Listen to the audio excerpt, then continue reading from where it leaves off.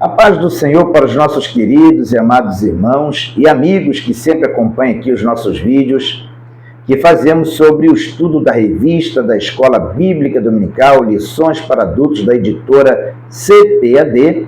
Estamos estudando o quarto trimestre deste ano de 2024. Chegando aí ao final desse trimestre, nós vamos estudar hoje a lição que, por sua vez, vai ser estudada no próximo domingo, dia 22 de dezembro, a lição de número 12, portanto, a penúltima lição desse trimestre, onde estamos estudando uma série de lições que traz como assunto geral as promessas de Deus. Lições comentadas pelo pastor Elinaldo Renovato. Estamos estudando sobre as promessas de Deus de forma muito ampla dentro das Escrituras, falando aí dos seus vários aspectos, né? As promessas de Deus em seus vários aspectos, nas suas mais diversas variações. E hoje, a lição de número 12 vai ser uma lição onde vamos estudar o seguinte tema: a promessa de vida abundante. Esse é o título da lição de número 12, a promessa de vida abundante. O que nós vamos aprender na lição de hoje?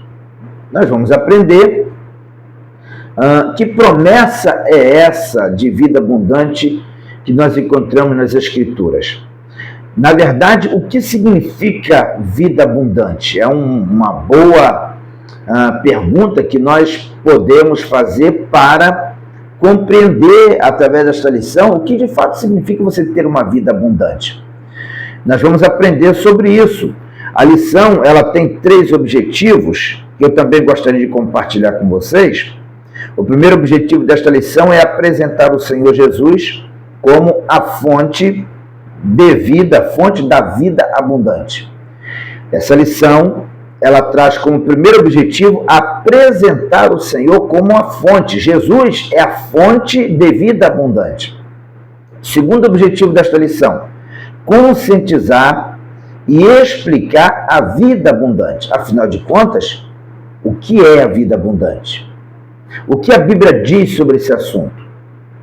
Nós temos hoje uma grande quantidade de líderes, de pessoas pregando a vida abundante, focando nos bens materiais.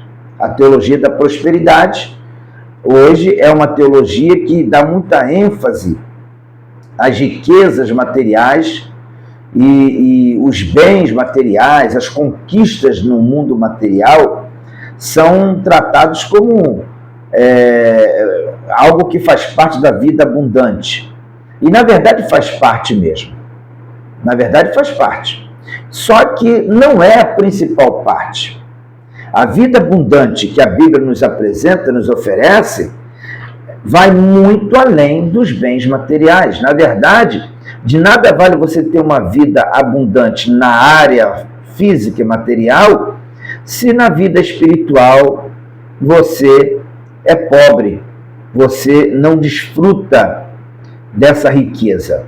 Não adianta. Então, quando nós falamos de vida abundante, nós estamos falando de prosperidade na vida do crente em todas as áreas, principalmente, e não também, mas principalmente na vida espiritual, no campo espiritual.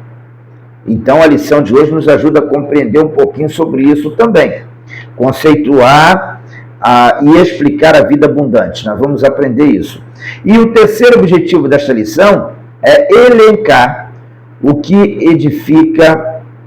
o que identifica a vida abundante. Então, o terceiro objetivo da lição é elencar o que identifica a vida abundante. Ou seja, nós vamos citar algumas coisas aqui, algumas bênçãos, algumas virtudes que o crente recebendo, ele vai poder dizer, bom, eu tenho de fato uma vida abundante.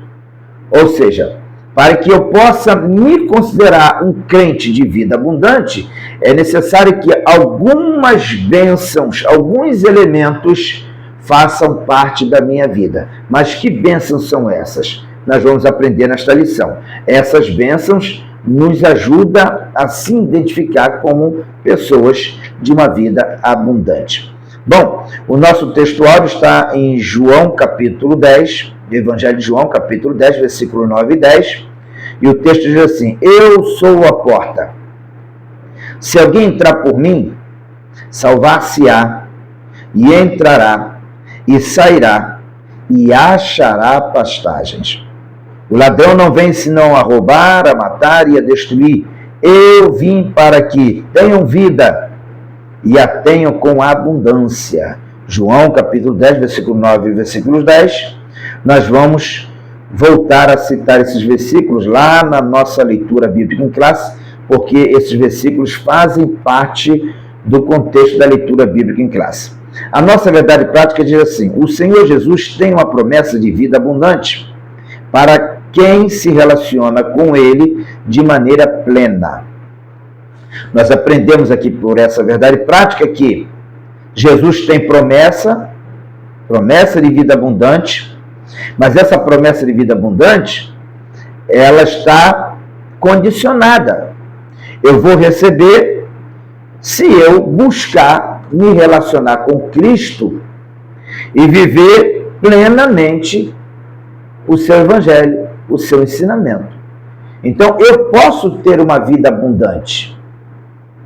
Eu posso ser uma pessoa muito abençoada por Deus. Mas essas bênçãos que nós estamos citando aqui, espirituais, e também, por que não dizer no âmbito emocional e físico, material, essas bênçãos estão condicionadas a uma atitude da minha parte, a uma postura. Eu preciso estar ligado a Cristo, eu preciso me submeter à vontade de Deus para que eu esteja em condições de tomar posse dessas bênçãos. A promessa de vida abundante, ela está direcionada para aqueles que se submetem a Cristo, que entregam sua vida a Cristo e deixa Cristo guiar, direcionar a sua vida. Tá certo? Então, isso nós vamos aprender com clareza nesse texto de João, capítulo 10, que faz parte aqui da leitura bíblica em classe. João, capítulo 10, versículo 7 até o versículo 18, é um texto que trata sobre esse assunto. Então, nós vamos falar de vida plena, nós vamos falar de uma vida abundante, que Cristo nos dá, e esse assunto tem como texto principal nesta lição João capítulo 10. Porque em João capítulo 10, Jesus ensina aos seus seguidores o segredo da felicidade. Ele ensina o caminho de uma vida próspera, de uma vida abundante, com abundância de curas, de comunhão, de salvação, de milagres. Jesus, no capítulo 10 de João, ele nos dá o caminho, a diretriz, para que possamos seguir, percorrer e, consequentemente, nós vamos desfrutar das bênçãos de Deus, desde que nós sigamos por esse caminho. O capítulo 10 do Evangelho de João é um capítulo que vai relatar as bênçãos que nós vamos alcançar se nós nos colocarmos nas mãos de Deus, se deixarmos Jesus guiar as nossas vidas, se nós aceitarmos o cuidado do Senhor Jesus sobre as nossas vidas. Se nós nos sujeitarmos a Cristo, as bênçãos que nós iremos receber, que fará de nós seres com uma vida abundante, elas estão relatadas nesse texto que nós vamos agora ler e compreender. O Evangelho de João foi um evangelho escrito para a igreja. É importante que vocês, ao estudar esta lição, entendam que João, quando escreveu esse evangelho, ele escreveu lá pelo ano 90, 99, 100 depois de Cristo. Então, presta atenção. Nós temos Mateus, que escreveu o evangelho dele para os judeus. Temos Lucas, que escreveu o seu evangelho para o seu amigo Teófilo e, consequentemente, para os gregos. Temos Marcos, que escreveu o seu evangelho, que alcançou os romanos. Mas João, ele escreveu para a igreja. Quando João escreveu o seu evangelho, as igrejas, elas já tinham uma organização. Tinha pastores, tinha presbíteros, tinha diáconos. Quando João escreveu o seu evangelho, as igrejas, elas já tinham uma organização definida. Elas tinham uma hierarquia de lideranças, elas tinham uma organização de trabalho, já tinha uma visão missionária organizada. Então, quando João escreve aqui esse capítulo 10, ele está falando para a igreja. Ele está trazendo aqui uma mensagem voltada para a igreja. E aí vocês vão observar, eu estou falando tudo isso, porque vocês vão perceber que nesse texto, Jesus é apresentado como o pastor, o bom pastor. Jesus é apresentado como o bom pastor, mas também nós temos aqui a figura do ladrão e temos a figura do mercenário. E por que que nesse texto, Jesus, ensinando aos seus discípulos, ele fala dele como bom pastor, mas também cita a existência dos ladrões e dos mercenários? Porque Jesus está falando da igreja em um tempo onde ela já tinha uma organização. E essa organização, porque a igreja, ela é organismo, ela é o corpo de Cristo, Cristo é o cabeça. A gente está falando no sentido místico, né? A igreja, ela é o corpo de Cristo na condição como organismo. A igreja invisível, espiritual, universal, que vai morar no céu. Mas também existe a igreja como organização. E a igreja como organização, ela tem suas lideranças. Ela tem a sua estrutura com as normas, as doutrinas, os costumes. Tudo isso faz parte do lado organizacional da igreja, a parte da organização.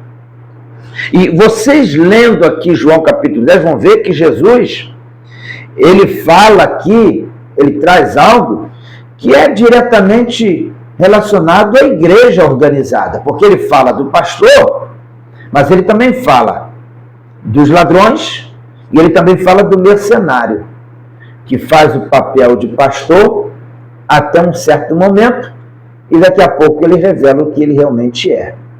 Então, eu estou dizendo isso aqui para vocês, para que vocês compreendam que quando o Evangelho de João foi escrito, o objetivo desse Evangelho era trazer uma mensagem para a igreja do Senhor Jesus, que já sofria, naquela época, bombardeios com falsas doutrinas, com heresias, com ensinamentos que surgiam de falsos pastores, falsos mestres, com a finalidade de desvirtuar os crentes, tirar os crentes da fé, tirar os crentes da doutrina ortodoxa, que foi aquele ensinamento trazido pelo Senhor Jesus e depois transmitido também pelos apóstolos.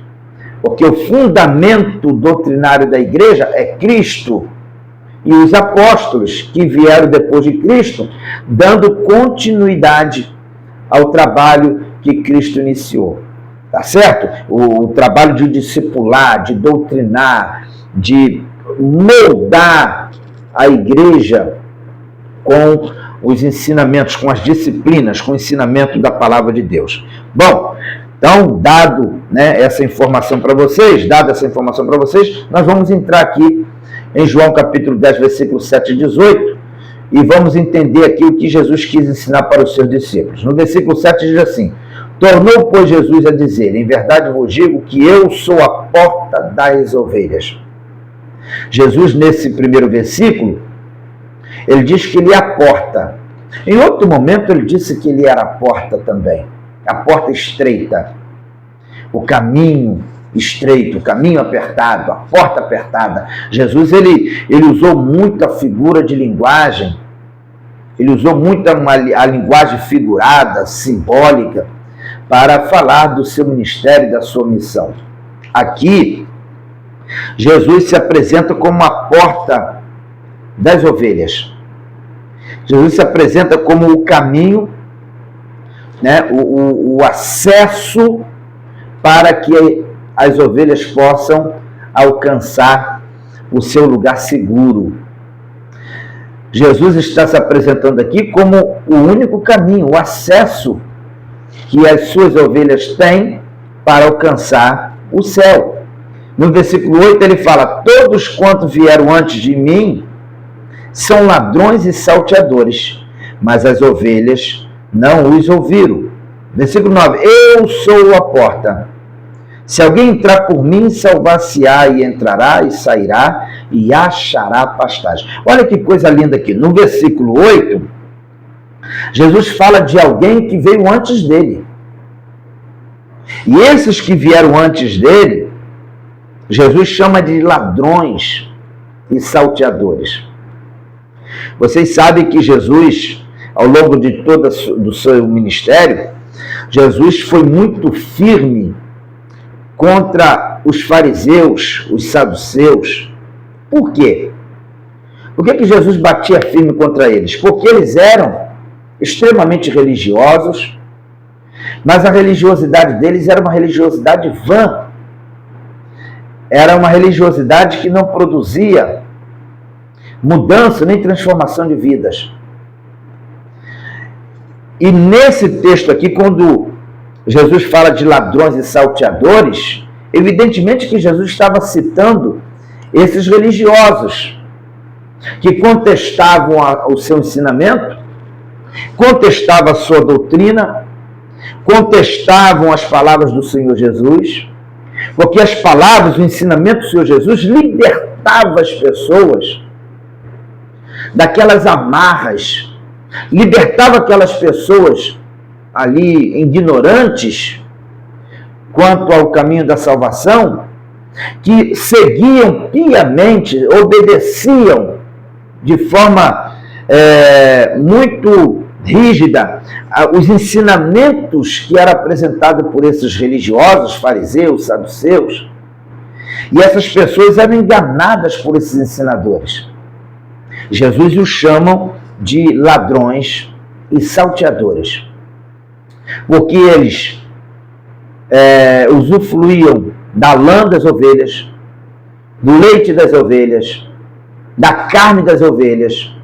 Eles exigiam das ovelhas e não ofereciam nada espiritual, nada produtivo, nada de bom em troca para as ovelhas.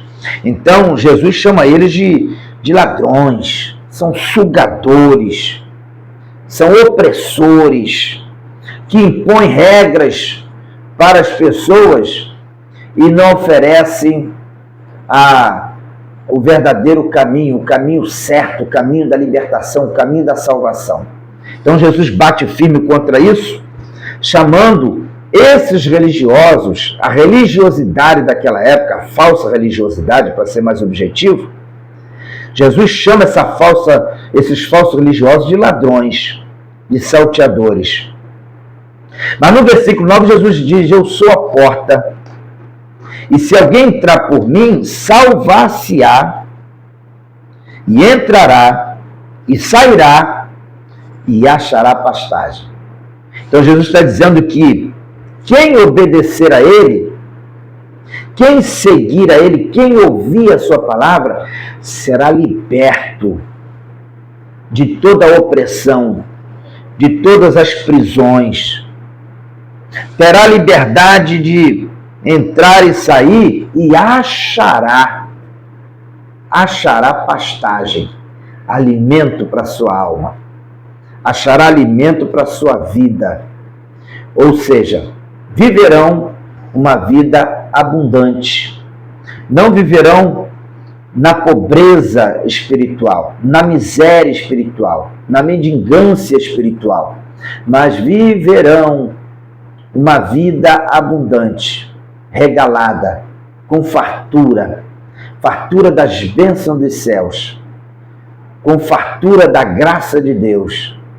Serão pessoas verdadeiramente felizes, bem-aventuradas, porque viverão a verdadeira prosperidade que só Jesus pode dar ao homem. Tá certo? No versículo 10, o Senhor Jesus volta a falar dos impostores, dos ladrões. Ele fala: o ladrão não vem senão a roubar, a matar e a destruir.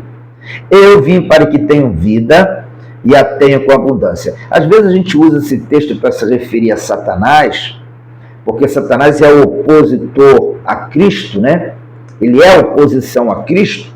Então a gente usa muitas vezes as pessoas usam esse versículo para falar em relação a Satanás, né? E classifica ele como um ladrão, que veio matar, roubar, destruir. Mas olhando com muito cuidado esse contexto, nós vamos ver que o ladrão aqui, nós estamos dentro do contexto, continua sendo os falsos religiosos, os enganadores, que vêm para destruir, para roubar, destrói a consciência das pessoas, destrói a inocência das pessoas, roubam a paz das pessoas, roubam os bens das pessoas, matam as pessoas por dentro, mata a espiritualidade das pessoas, fazem com que essas pessoas tenham uma consciência cauterizada, morta, completamente insensível às bênçãos de Deus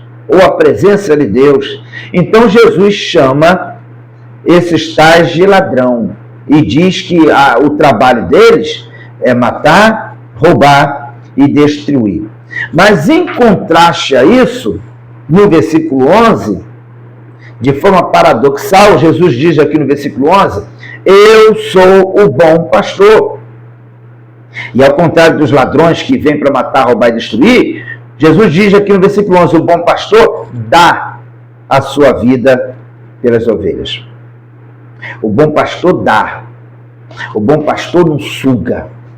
O bom pastor não oprime. O bom pastor não é egocêntrico. O bom pastor não é egoísta. O bom pastor aqui, no caso Cristo, ele dá a sua vida pelas ovelhas. Ao contrário dos ladrões, salteadores, que vêm para sugar, para oprimir, para matar, roubar e destruir, Jesus veio para dar vida. Ele veio para morrer por nós, para entregar a sua vida por nós. Então Jesus ele apresenta aqui exatamente o contraste entre os ladrões e o próprio Senhor Jesus. No versículo 12 nós temos aqui Jesus citando uma outra figura. Agora Jesus não fala exatamente do ladrão. Jesus fala do mercenário, mas o mercenário que não é pastor, de quem não são as ovelhas, vê vir o lobo e deixa as ovelhas e foge, e o lobo as arrebata e dispersa. Versículo 13, o mercenário foge porque é mercenário e não tem cuidado das ovelhas. Aqui Jesus fala de um outro tipo de liderança reprovável. Se no início aqui, no versículo 8, Jesus fala de ladrões e salteadores, e é uma referência clara aqui ao farisaísmo, né, a religiosidade judaica, se a colocação de Jesus aqui é direcionada a eles, porque eles vieram antes de Jesus, foi o que Jesus colocou aqui, agora não. Agora Jesus está falando de mercenários. E os mercenários, quem são os mercenários? Os mercenários são aqueles que têm título de pastor, tem fama de pastor, usa a Bíblia como pastor, mas no fim das contas não são pastores. Porque quando as coisas apertam, quando o rebanho é atacado pelos lobos, pelos adversários, pelos inimigos, eles não dão a vida pelas ovelhas. O mercenário, ele não tem esse sentimento de amor, de pertencimento das ovelhas. Ou seja, ele não se sente na obrigação de morrer por ovelha nenhuma, de arriscar a sua vida por alguma ovelha. Ele não se sente na obrigação de se gastar, de se doar, de correr risco de vida por uma ovelha. Porque no fundo, ele não é dono da ovelha. Ele é apenas um mercenário. Ele está apenas ali na condição de oportunista. Ele está buscando oportunidades para se aproveitar das ovelhas, enquanto o ambiente for favorável. Mas quando o ambiente é desfavorável para ele, quando as ovelhas são atacadas pelos lobos, ele não enfrenta os lobos. Ele corre. Ele vai embora. Ele abandona. Porque ele não está disposto a se sacrificar e a se doar pelas ovelhas. Por isso, Jesus chama eles aqui de mercenários. Então, observe que Jesus está falando de elementos que faziam parte da organização de uma estrutura de igreja. Ele fala de ataques que a igreja sofre por conta dos ladrões, porque naquela época a igreja sofria muita perseguição do judaísmo. E ele fala também dos mercenários, que são aqueles que estão infiltrados dentro da igreja, que são líderes dentro da igreja, e estão ali com a finalidade de misturar a verdade com a mentira, pregar a verdade misturada com o engano. E eles estão ali procurando fazer um trabalho que tem como objetivo final promover a eles, beneficiar a eles. Eles não estão ali para morrer pelas ovelhas. E Jesus desmascara isso. Jesus lança luz em cima disso. Porque nos tempos dos apóstolos já existiam vários tipos de doutrinas dentro da igreja, infiltradas dentro da igreja. O gnosticismo já era uma prática religiosa que estava presente dentro da igreja. João, nas suas cartas, lá no 1 João, 2 João, fala muito contra o gnosticismo. Nós temos o legalismo, que o apóstolo Paulo desmascarou lá na carta aos Gálatas. Nós temos, dentro da carta aos Colossenses, Paulo falando contra a veneração aos anjos, porque isso já existia dentro da igreja também. Então nós observamos que dentro da estrutura, dentro da igreja, nos tempos dos apóstolos, surgiram muitas heresias, muitos falsos ensinamentos. E quem é que trazia esses falsos ensinamentos? Quem é que trazia essas heresias para dentro da igreja? Líderes mercenários, que não tinha nenhum compromisso com Cristo, não eram leais a Cristo. Eles não eram leais à palavra de Deus. Exerciam seus ministérios por conveniência. E estavam ali com a intenção de infiltrar dentro do Evangelho doutrinas, ensinamentos, que no fim das contas iria tornar a pregação impura, misturada. E esse foi o grande desafio dos apóstolos, combater essas heresias na igreja primitiva. E nesse capítulo 10 aqui, Jesus já preparava a igreja, os seus discípulos. Ele preparava os seus discípulos para que eles ficassem atentos a esse tipo de coisa que iria surgir dentro da igreja. Então Jesus fala aqui sobre os mercenários, Ele diz aqui, ora, o mercenário foge, versículo 13, porque mercenário não tem cuidado das ovelhas. No versículo 14, Jesus volta a falar de si mesmo, dizendo, eu sou o bom pastor e conheço as minhas ovelhas, e das minhas ovelhas sou conhecido. Assim como o Pai me conhece a mim, e também eu conheço o Pai, e dou a minha vida pelas ovelhas. Versículo 16, ainda tenho outras ovelhas que não são desse aprisco. Também me convém agregar estas, e estas ouvirão a minha voz, e haverá um rebanho e um pastor. É evidente que Jesus estava falando aqui dos gentios. Quando Jesus fala aqui que ainda tem outras ovelhas que não são desse aprisco, e também convém agregar estas, Jesus estava falando da pregação do evangelho aos gentios. E finalmente Jesus iria ser pastor de um rebanho, que era o ajuntamento dos judeus convertidos com os gentios convertidos. Os judeus convertidos com os gentios convertidos formaria uma coisa chamada igreja. Igreja. Porque a igreja, o que é a igreja? A igreja são pessoas convertidas ao evangelho do Senhor Jesus Cristo. Tá certo? Versículo 17. Por isso o Pai me ama, porque dou a minha vida para tomá-la. Versículo 18. Ninguém me tira de mim, mas eu de mim mesmo a dou. Tenho poder para dar e poder para tornar a tomá-la. Esse mandamento recebi de meu Pai. Então Jesus está falando aqui que ele vai morrer, ele vai se doar, ele vai entregar a sua vida para comprar, para trazer a salvação à humanidade, para redimir a humanidade. E ele vai, através da sua morte, fazer surgir aí um povo restaurado, perdoado dos seus pecados, e esse povo se chama a igreja. A igreja que tem Cristo como cabeça, e ela própria sendo o corpo desse Cristo maravilhoso do Senhor Jesus. Bom, a nossa lição ela está dividida em 3 partes, né? Na primeira parte, primeiro tópico, nós temos aqui Jesus, a fonte de vida abundante. Então o comentarista fala aqui sobre, primeiro subtópico, a fonte de verdadeira de vida.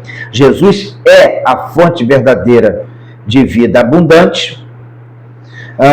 No segundo subtópico, nós temos aqui a fonte de vida abundante, nos versículos 8 até o 10 de João 10. Nosso Senhor faz um contraste entre ele, que é a porta, e os outros que vieram antes dele, identificados como ladrões, salteadores, que apenas trazem roubo, morte e destruição. Nosso Senhor, pelo contrário, veio trazer vida no lugar de morte e vida com abundância. Agora, no terceiro subtópico, nós temos a fonte de amor. No versículo 11, o Senhor Jesus menciona novamente a imagem do bom pastor, que deu a sua vida pelas ovelhas, que além de proteger e cuidar, ele as conhece bem. Aqui nós temos um texto que já nos apresenta algumas dessas bênçãos que nós chamamos que faz parte da vida abundante do crente. A comunhão, a proteção. Porque o que Jesus está dizendo aqui quando ele fala que ele é o bom pastor? Ele está dizendo que ele vai cuidar das ovelhas, que ele vai proteger. Isso faz parte da vida abundante do crente. O crente que está em Cristo, ele é protegido. Ele vive guardado, protegido pelo Senhor. O diabo não pode contra ele. O mundo não pode contra ele. A carne também não pode contra ele. Por quê? Porque ele foi liberto. Ele foi perdoado dos seus pecados, foi liberto para servir a Cristo. Ele está livre para servir a Cristo. E ele agora vive essa liberdade, protegido pelo Senhor, protegido por Cristo, e vive comunhão também, porque Jesus aqui apresenta com clareza que ele conhece as ovelhas e as ovelhas também lhe conhecem.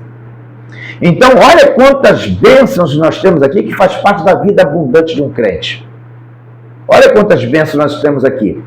Proteção, cuidado, comunhão, Tá certo? São bênçãos que nós temos aqui, que nós encontramos nesse texto, que mostra bem o que é a vida abundante em Cristo Jesus. Né? O amor de Deus que é expresso nesse ato de Jesus de morrer na cruz por nós. Então está aqui elementos, bênçãos que faz parte dessa vida abundante do cristão. No segundo tópico da nossa lição, nós temos a vida abundante. Primeiro subtópico, o conceito de vida abundante. Vamos lá. Qual é o conceito de vida abundante? Mediante o relacionamento que estabelecemos com Deus, por meio de Jesus, nosso pastor, podemos comentar a respeito do que significa a vida abundante, mencionada pelo Senhor Jesus em João 10:10. Sabendo que o ser humano tem necessidades físicas, emocionais e espirituais, podemos afirmar que a vida abundante prometida pelo Senhor preenche também as esferas do corpo, da alma e do espírito. Trata-se de uma nova vida integral em Cristo, em que tudo se faz novo e se torna em autêntica novidade de vida. Segundo subtópico, a vida abundante também influencia a família, claro. Se você vive uma vida abundante, é evidente que você vai influenciar os seus familiares.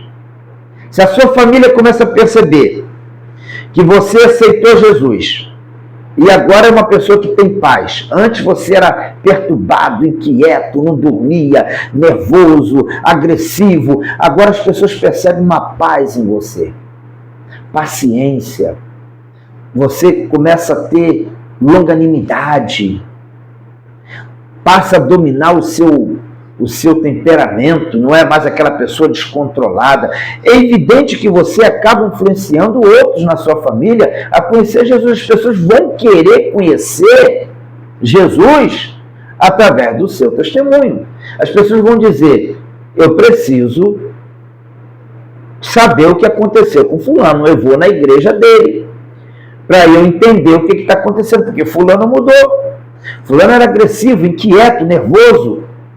Agora vive uma paz extraordinária. Só vivia doente, cheio de dores, cheio de problemas de saúde, depressivo. E agora está bem, feliz, sorridente. Não gostava de trabalhar, preguiçoso, vagabundo. E agora passou a amar o trabalho, um trabalhador dedicado. Vivia dominado por vícios, não conseguia se desvencilhar da bebida, do cigarro, não se desvencilhava do jogo de azar e agora limpou, acabou com tudo isso. Ou seja, o testemunho da pessoa vai influenciar os familiares a segui-lo, né? A seguir a Jesus, a ser também um seguidor de Cristo. Terceiro subtópico, nós temos diversas bênçãos provenientes da vida abundante. E quais são as diversas bênçãos provenientes da vida abundante? Aí o comentarista coloca aqui, vamos ler um pouquinho. Quando passamos a ter um relacionamento pleno com Cristo, e por isso desenvolvemos a vida abundante, passamos a desfrutar de copiosas bênçãos, dentre as quais podemos destacar a paz em Deus e a tranquilidade nas decisões, pois trata-se de uma realidade prometida pelas Escrituras para quem tem uma vida abundante. A prática do amor, a vida em unidade, o cultivo da esperança, a perseverança na paciência, ou seja, tudo isso são bênçãos que passam a existir na vida de alguém que aceitou Jesus como Salvador, que entregou a sua vida a Cristo e passa a viver uma vida abundante, uma vida feliz, um bem-aventurado, uma bem-aventurada. No terceiro tópico da nossa lição, nós temos aqui o que identifica a vida abundante. Agora nós vamos ver aqui os elementos que são percebidos na vida de uma pessoa que vive uma vida abundante. Primeiro tópico, a alegria do Senhor. Quem vive uma vida abundante na presença de Deus é alegre, é feliz. Ele é feliz. Ele pode até viver momentos difíceis, mas ele continua sendo feliz, mesmo vivendo momentos difíceis na sua vida. Segundo subtópico, gratidão por tudo. Ele passa a ser grato, a reconhecer a mão de Deus, o cuidado de Deus. Antes, só vivia reclamando, murmurando, lamentando. Tudo ele vivia reclamando. Agora não. Agora ele aprende a ser grato. Ele reconhece o cuidado de Deus, o amor de Deus. Ele reconhece a misericórdia de Deus, está sempre agradecendo a Deus. Resiliente em relação aos problemas. Sempre ele vai olhar para Cristo com esperança. Então, a sua postura é muito diferenciada. A gratidão por tudo é uma identificação clara na vida de alguém que vive uma vida abundante. E o terceiro subtópico fala sobre vida no Espírito, vida de oração, vida de comunhão. Uma pessoa que vive uma vida abundante na presença de Cristo é uma pessoa que tem comunhão com Cristo. Portanto, ela vai amar a oração, vai amar a leitura da palavra, vai amar obedecer, vai amar congregar, ele vai gostar de estar sempre na igreja congregando, sempre ele vai ter prazer nestas coisas. Ele vai ter prazer nas coisas, nas práticas espirituais. Por quê? Porque ele vive agora uma vida direcionada pelo Espírito Santo, uma vida embasada nos princípios e nos valores ensinados pelo Senhor Jesus. Portanto, viverá uma nova vida. Na conclusão da nossa lição, o comentarista colocou o seguinte: o Senhor Jesus é a fonte da vida abundante, pois ele mesmo nos prometeu. Essa promessa está disponível a cada crente que desenvolve um relacionamento pessoal com o nosso Senhor. Nesse relacionamento, a nossa família abençoada, podemos desfrutar de copiosas bênçãos, além de andarmos em alegria e gratidão em espírito. A vida abundante em Cristo é a nova vida que ele prometeu para os que creem nele como Salvador e Senhor. Bom, voltando aqui ao texto que nós utilizamos em João capítulo 10, aqui, versículo 7 até o 18, né, que é o texto da leitura bíblica em classe, percebemos aqui que uma pessoa que aceita Jesus como seu Salvador, ele vive debaixo da proteção, dos cuidados de Deus, ele vive debaixo do amor de Deus, tá certo? Debaixo do amor de Deus. Portanto, ele vive uma vida feliz, não passa fome, porque aqui o pastor é Cristo, então o pastor vai conduzir ele para as pastagens boas, para o capim verde. Então, essa pessoa, ela não vai ter falta de conhecimento de Deus, porque ela vai vivenciar o conhecimento de Deus através da palavra e da sua experiência com o próprio Jesus. A sua própria experiência com um bom pastor.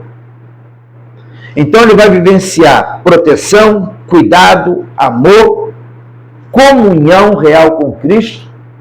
E esses elementos, essas virtudes, essas bênçãos, faz das pessoas bem-aventuradas, pessoas de vida abundante. Isso é vida abundante.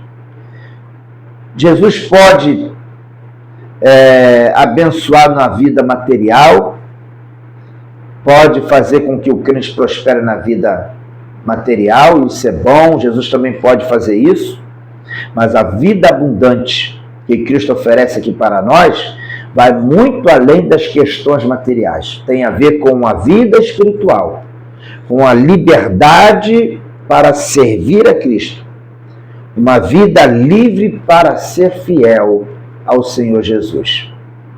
Vida abundante para você, vida abundante para mim, vida abundante para todos nós que buscamos servir a Cristo e temos o Senhor Jesus como o nosso bom pastor.